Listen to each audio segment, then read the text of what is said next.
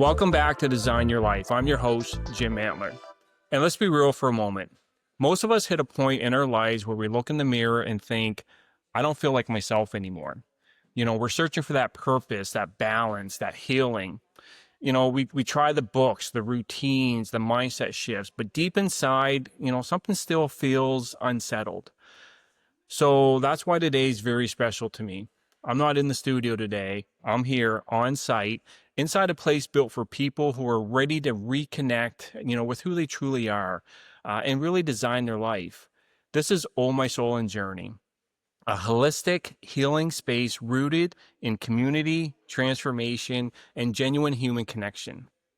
And I'm honored to be joined by the incredible woman that started it all, Tabatha Foster. Oh, Tabatha, thanks. welcome. Finally, we get to We get to do it. this.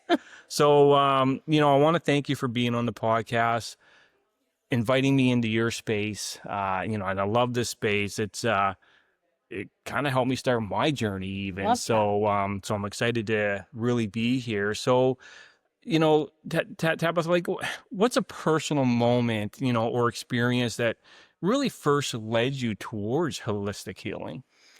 Oh, well, I feel like I was probably in my 40s-ish, 40, between 40, 43, 44, somewhere around there. And I kind of just woke up one morning and went, who am I? Right. Right? My girls were growing up. They were kind of starting their own life, their own journeys. I mean, not that they didn't need mom, but they didn't need mom like they Right. needed mom. And I was like, I'm not happy, but I'm not unhappy. I just didn't know. I just felt meh, I guess, for lack of a better word. And I just had to figure out who I was.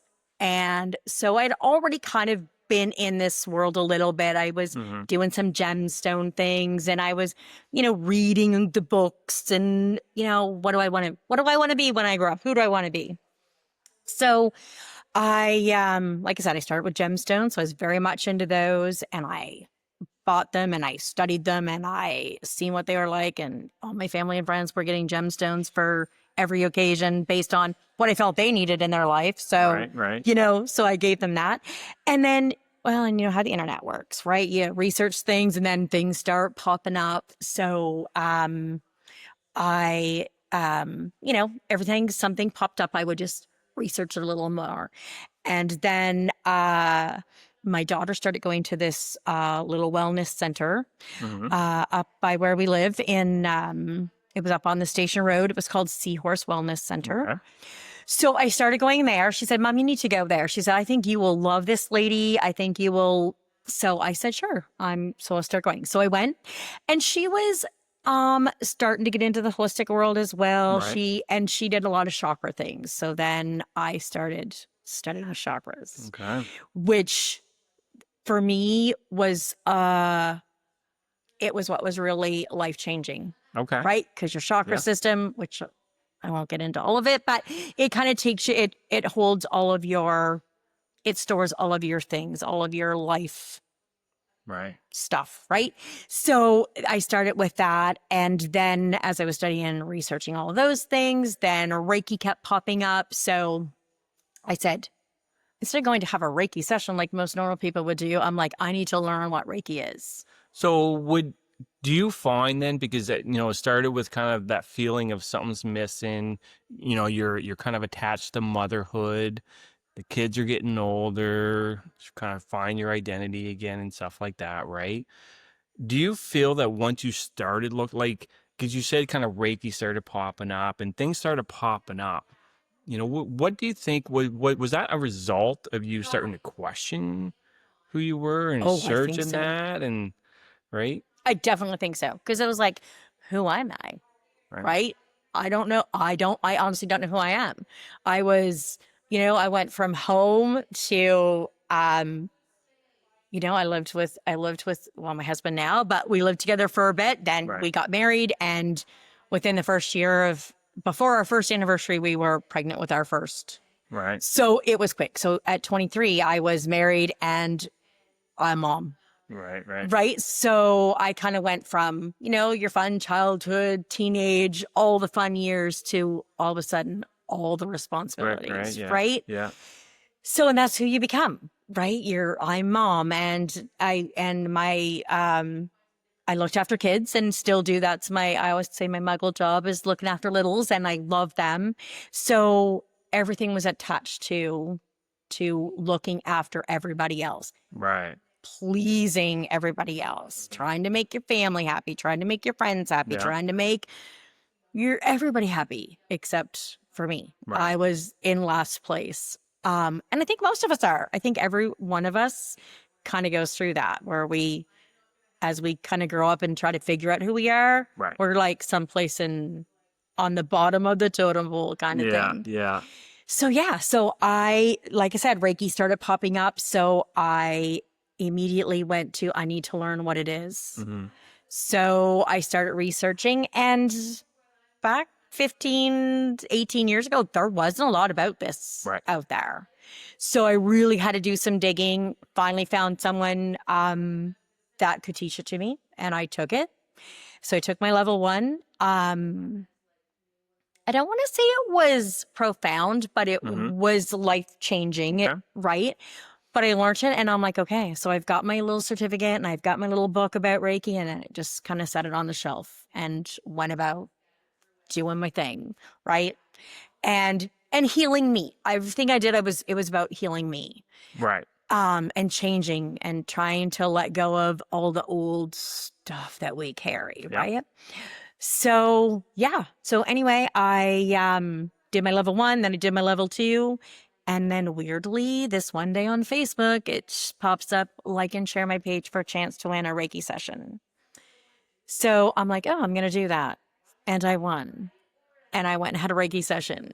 And that, for me, became the most profound thing I did, was Okay. actually having the session. Was having it. Having the session, because I learned how to do it. Level Right. 1, level 2.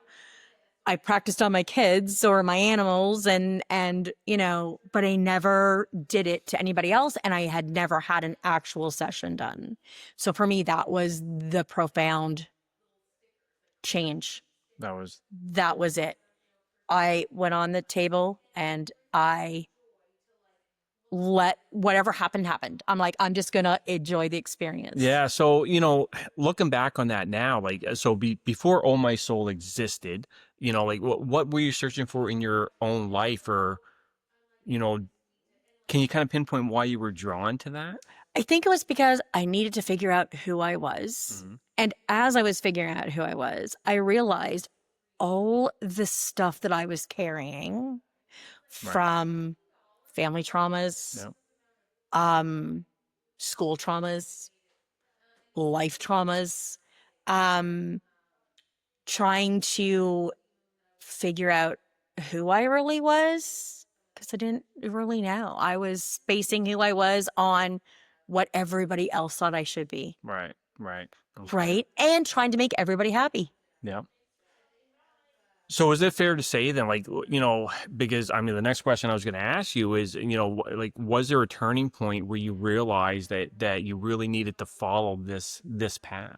Yep. Like, would that be the Reiki? Or That was the Reiki for me. Reiki? So once I had that session, and I was very open to it, I did a lot of releasing on the table. It was profound. So then I was hooked from that moment. So then I started going regularly and having the sessions done. And then I weirdly, the first time I had the session, I can remember the girl said to me, she's like, so do you know what Reiki is? And she really expected me to say no. And I'm like, oh yeah, I have my level 2. And she goes, oh, you're a practitioner. And I'm like, no. I'm just a girl that knows Reiki. I am not anything. I just want to experience what I can to heal myself. I knew that I had to heal all my stuff. And so I started going. And then after a while, she's like, I really think you need to be a practitioner. And I'm like, no.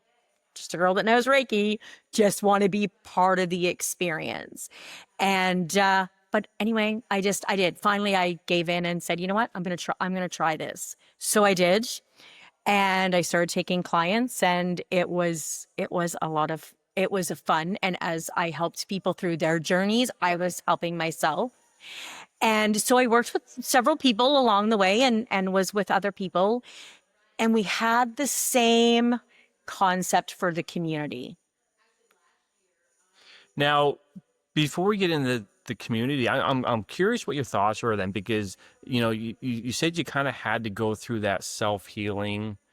You really had to look deep at those things that you experienced in life before you can really find out what your path was. Do you think that's one of the barriers for a lot of people out there really trying to find their path, is that they may be afraid to do that internal work to kind of go back and really deal with that stuff? Yes, because sometimes we have to bring up stuff that we don't like about ourselves and admit that maybe we've not been the best person that we could have been, or the best version of us, whatever that is, right? So yeah, we do. We carry a lot of old stuff. We carry stuff from art. We carry the DNA of our parents, our grandparents, all of our ancestors.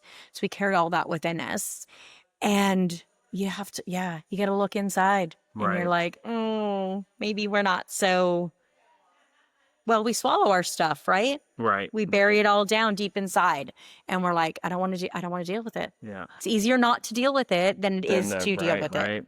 So and I found through Reiki and through energy work that sometimes you knew what you were releasing Right.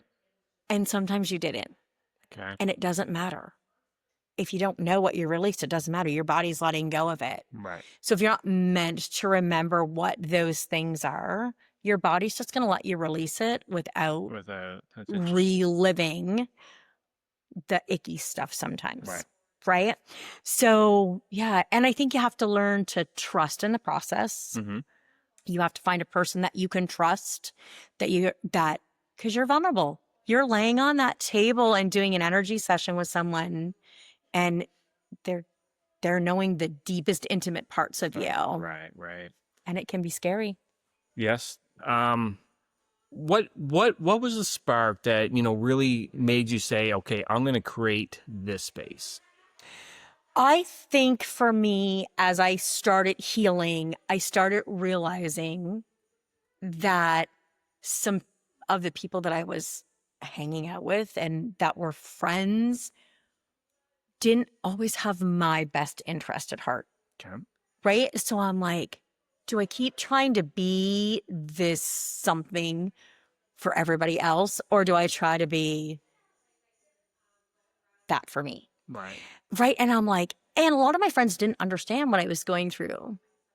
A lot of my family didn't understand what I was going through. Yep. And so I was like, I feel like I want it to be with a community of like-minded people, like-minded, like-hearted people that were on this journey to becoming the best version of them, and wanted to be with you without judgment.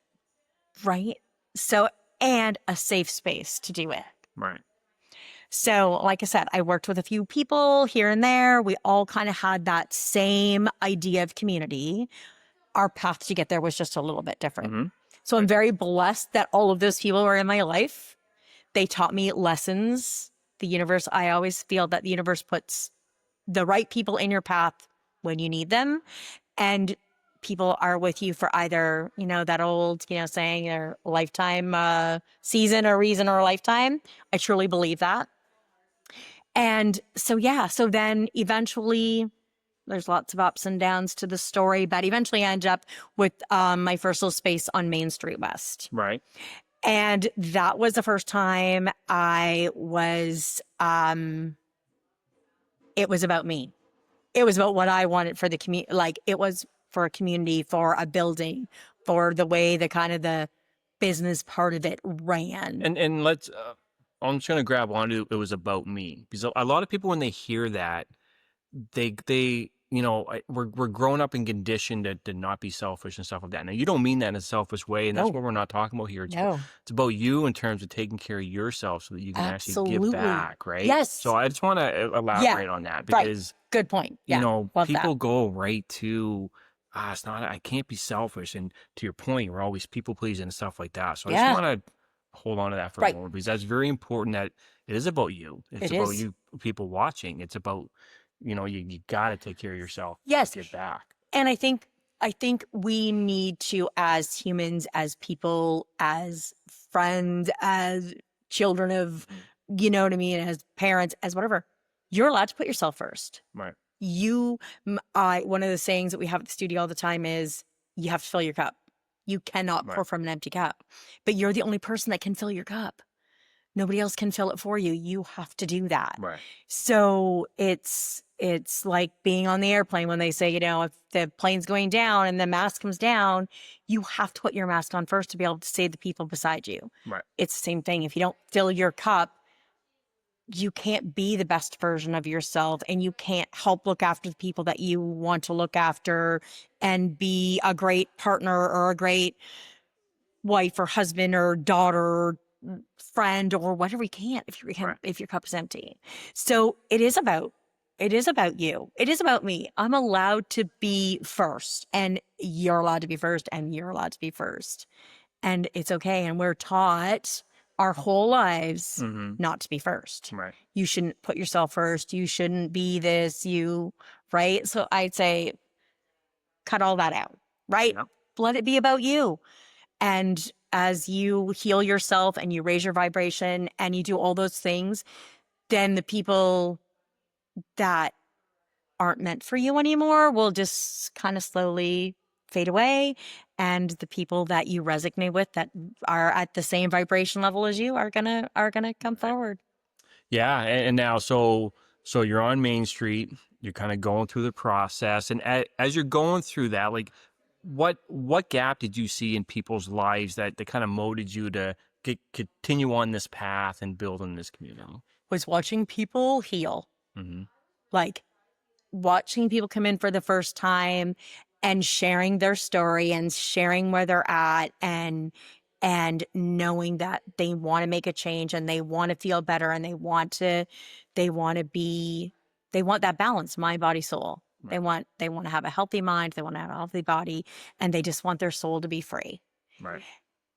And so for me, when I do sessions, I always chit chat with my person that's coming in first. And we always kind of talk about where they are in their life and what it is that they want. And then as they're on the table and you watch them over time release that stuff that doesn't serve them anymore and change, and you can see the changes in them. Right. Physically, you can see the changes in them. Their eyes are brighter. They smile more. They are more affectionate. They talk more. They can take a breath. They're actually breathing deeply and enjoying the moments. And we just stop rushing. We're always rushing through life. Yeah. And they come to that place where they're just like, and yeah, it's amazing. Now, how did the name Oh My Soul and Journey come to you, and what does it mean to you? So I wish I had a real answer to how it actually came, but I think for me, it was my journey. It was Oh My Soul. I love it. And my journey. Kind of goes back to what was yours. Right. Because it started with me. So it was and then I guess it came to the point where I just wanted to be able to share that with everybody. And I can honestly say, probably for the first time in my life, when I stepped into this, when I finally stepped in for real, I guess, it was about me, and it wasn't about perfection. It was, you know what? It's just going to be what it is. Right. And whatever it's meant to be, it will be. And I'm not going to get fetched up in how I think it's supposed to be. Okay. Right? I'm letting go of those people-pleasing things. Right? So I was like, you know what it is, it's meant to be. And who is supposed to come will come for whatever length of time it is. 1 treatment. Yeah. Or 7 or 8, 9, 10 years.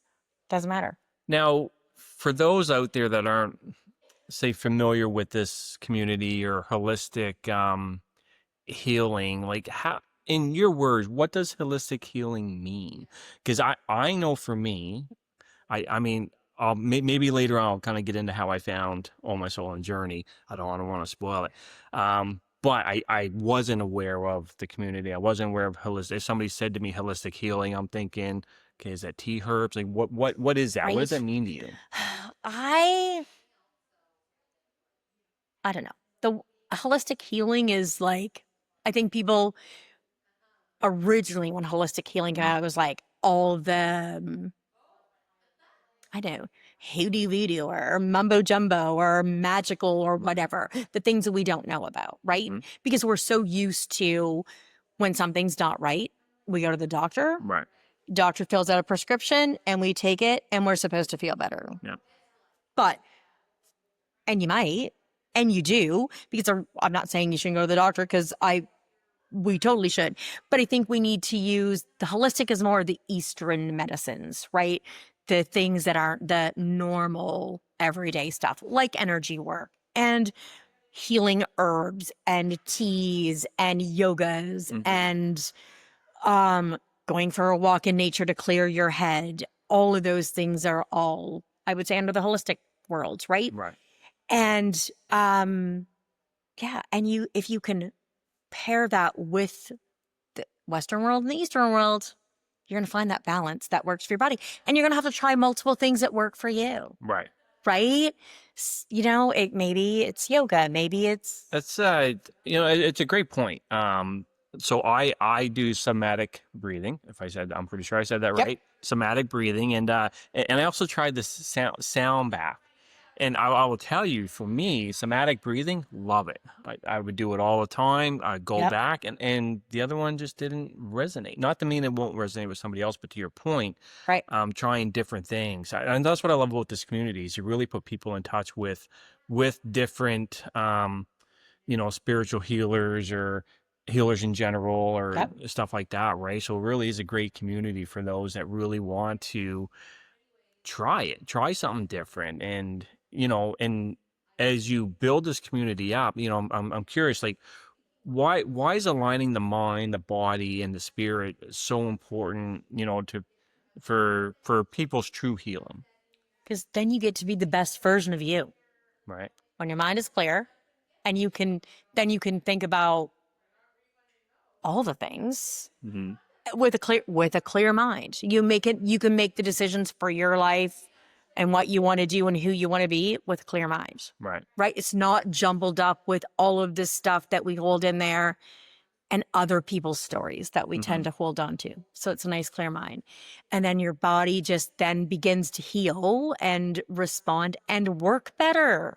Right. Like even with doing the somatic breathing, do you not like you create space in your body, Oh, 100%. Yeah. right? Yeah. Because you're letting go of those And things. and it's funny because I really have to get a Reiki session done. I will be honest, I haven't tried it yet, but I know there's energy stuck in my we'll call it the hip area, midsection, for sure. Because when I do some somatic breathing, it's funny how it works because my legs getting antsy, like you can just feel the tightness and the energy kind of flowing. So Right. I do got to get in So I'll give you a little tip. Reiki. I'll give you a little tip on that, or I'll give you a little spew on that, and you can tell me what you think. Hmm. So when you say your hip area, so if we go back to where the chakras are, your Yeah. root chakra is at the base of your tailbone, Right. and it holds and stores the memories from when you were from zero. So from the time you're in your womb until you're 7. Right. So if you think back in your life, what was going on when you were 7, Yeah. that could be why, right? And it's our grounding. It's what grounds you Right. into the earth. That your safety, your security, your financial, all of that is Yeah. held in there. Your next one up is your sacral, which is just below your belly button. And that is your it's the flow of your energy. It's your sensuality, your sexuality, your creativity. All of that's in Right. there. And that's from 7 to 14. So if you think of your life from 0 to 14, what was going on in that time? So if you hold traumas, and traumas can be big, but they also can be Oh, 100%. small, Yep. right? There's like multiple levels of that, but we hold all that stuff in there. Right. And because depending on what your age bracket is, but even no matter how old we are, we're always have been taught not to talk about our stuff. You don't talk about outside of the home. You don't talk about your stuff. Keep it to yourself. So we just keep swallowing everything we have, Right. and it gets stored and stuck within our body. So as we do these different modalities like breath work, like Reiki, like yoga, like and all different types of energy healing, sound healings, it breaks up those traumas and allows your body to release them. Right. Which makes you feel lighter and brighter. Yeah. And you let go of the darkness. And then you vibrate at a higher level and you just look better, feel better. And I mean, have you run into people that haven't seen you for, I don't know, say 5 years? And they're like, oh my God, you look amazing. Right. The best you've looked in years. I will say I look pretty young. You for do my look really age. young, right? No, But you even do from get when that. I Yeah. first Yeah. met you to now, Right. you look different. Right. Physically, you're still the same, Yep. but you look different, right? Your eyes are brighter. You smile more. You feel light. You have a lightness about Right. you, right? And not that you, but you can see the I totally get it. difference, right? And I often will say to people, they'll be like, oh, I've tried all these things and I just don't feel different. I don't look different. And I'm like, go look at a picture of yourself from before you started. Yeah. Take a picture of yourself now and put them side by side. And you will see Right. the difference. Yeah. No. Right? Yeah, we always look for that instant. We think it's going to be instant. But to your point, yeah, you have to look back far enough. Yeah, that you can totally Right. see To make that. a difference. So you're here now, almost Olin Journey. You're on the west side, St. John, 30 O'Brien 30 Street, I O'Brien believe it is. Street. So Yep. as you continue to grow, like what core values kind of guide everything you do here? So I think for us and for myself, and I have to say, I've built a community.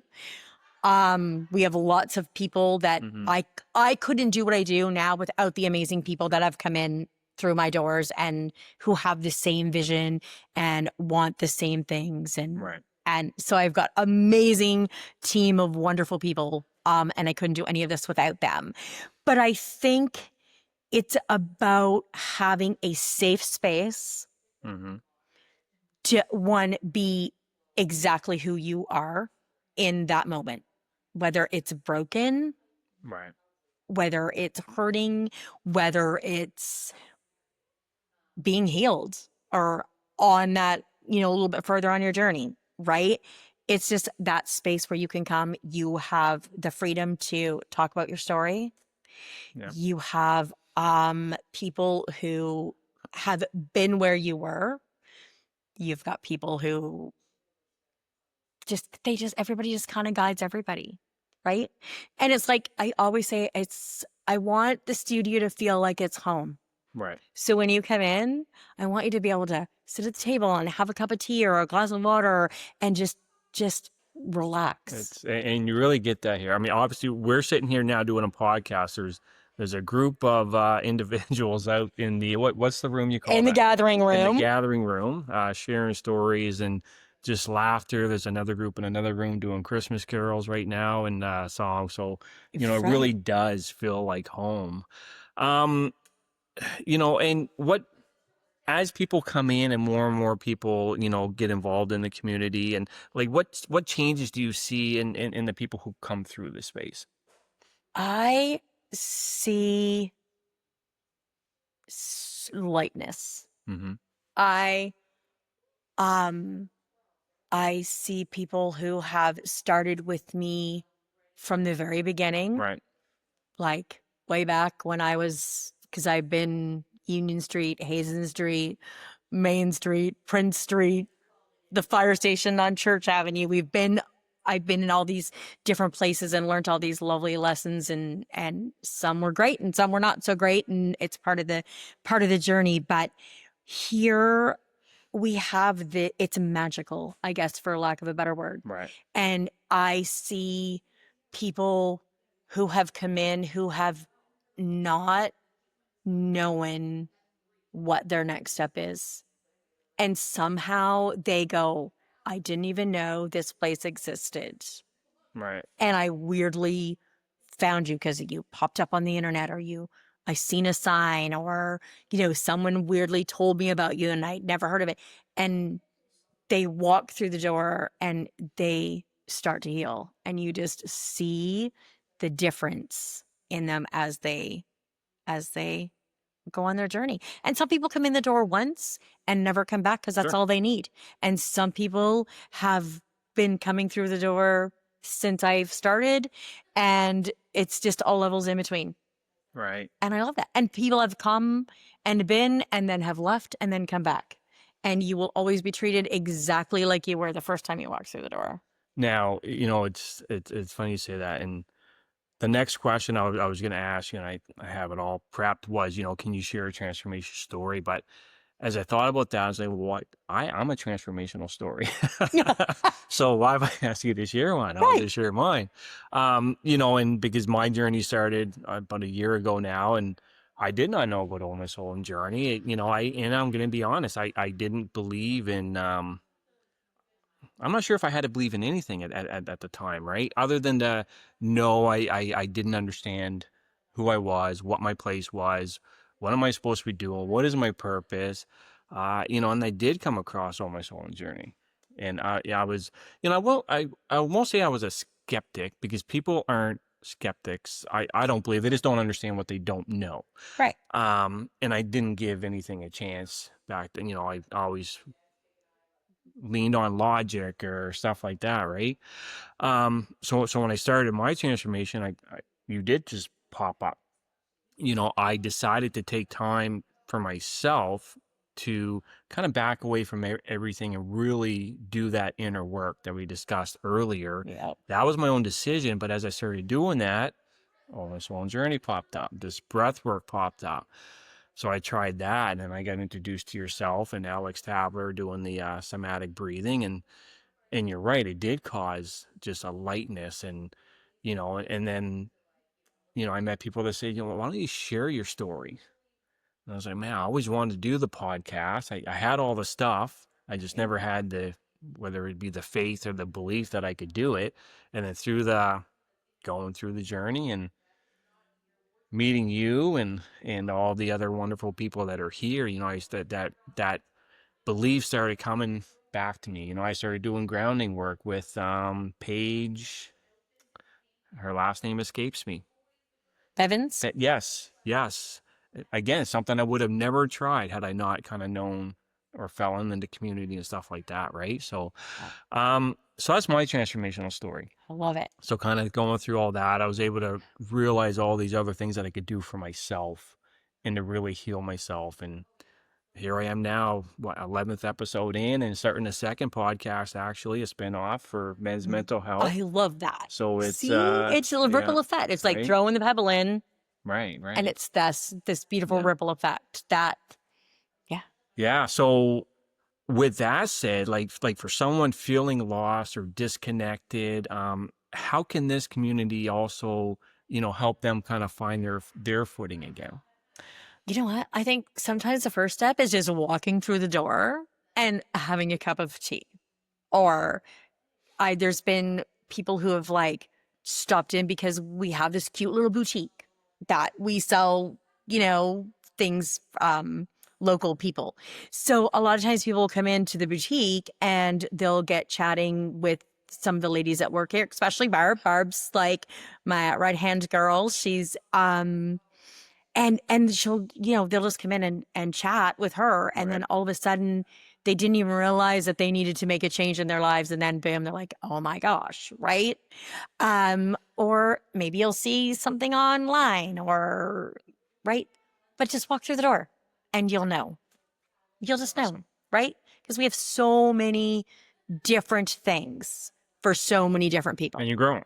And we're growing all the time. We're growing all the time.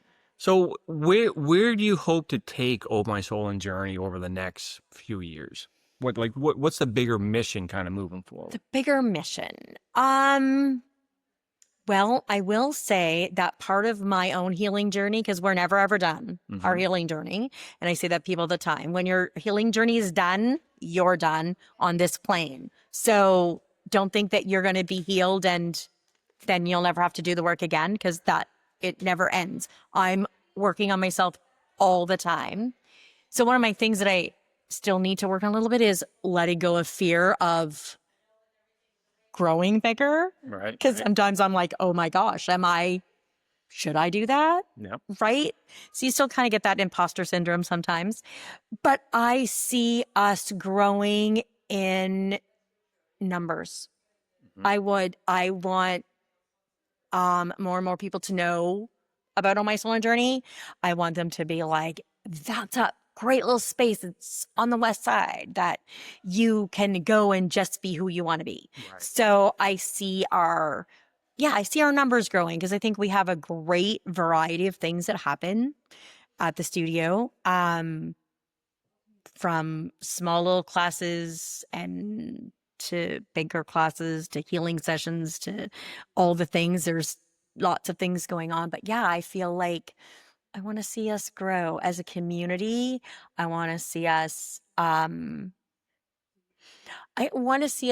people recognize when someone else is needing a helping hand. Right. Right. And I think that, maybe you're at work, or maybe you're at the coffee shop, or maybe you're someplace and you just see somebody that's looking a little bit sad or a little bit, Right. you can look at someone and go, they're not breathing, right? They're not breathing. You can just tell that they're not able to take that deep breath in and just be who they want to be. And I want us to be able to go, you know what? I know a space, or I know a person, or I know something that can help. Try it. And that's what I want us to be. We're this little, I don't know, I almost sometimes feel like, in the Harry Potter movie, when Harry Potter, like the little magical shop that they go into just Right. Yeah. appears. That's what I feel like we are at On My Soul and Journey. I feel like when you're ready, the door to the magical shop opens. I love that. And we're there for you. Right. So yeah, I want people to know that there's a space out there for them to go and heal and to be just balanced, mind, body, soul, to be happy. And what do you hope every person takes with them, when they walk out of these doors? I want people to feel like they are loved, they have self-worth, they're important, that it's okay to not be okay. Because I still feel like we still, try to pretend like everything's okay. And I think that it's important for people to know that it's okay not to be okay. And it's okay to ask for help. And it's okay to have that place where you can just come and somebody can go, here, have a cup of tea. Let's sit at the table and let's just chat. Whether maybe we just have to chat about the weather. Maybe you can chat about your cat or your dog, Right. or we don't even have to talk anything that's spiritual. We can just talk.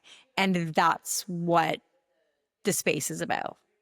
That's awesome. Yeah, it's not about anything more than that. Well, I can say for myself personally, I love the space. And Thank you. Tabatha, thank you so much for sharing your heart, your journey, and the beautiful space, that you've created here. And I think today's conversation is really a reminder of healing isn't a destination. It's a continuing, or a continual coming home to who we really are, right? Mm-hmm. And for anyone listening who feels stuck, overwhelmed, or disconnected, I hope you heard something today that really tells you you're not broken, you're becoming, right? And, you don't have to walk the path alone. So if you're looking for a community, for clarity, or simply a place to reconnect with your mind, your body, your spirit, I can't recommend Oh My Soul enough, Oh My Soul and Journey enough. Thanks. What Tabatha has built here is more than just a space. It's a lifeline. It's a mirror. it's really a safe space to breathe again, as you alluded to many times, right? So thank you, Tabitha, for your vulnerability, your vision. And, thank you, everybody, for listening, for joining us here on this episode of Design Your Life. And remember, the life you want begins with the courage to explore, who you truly are. So until next time, keep learning, keep healing, and, yeah, keep designing the life that really feels like you.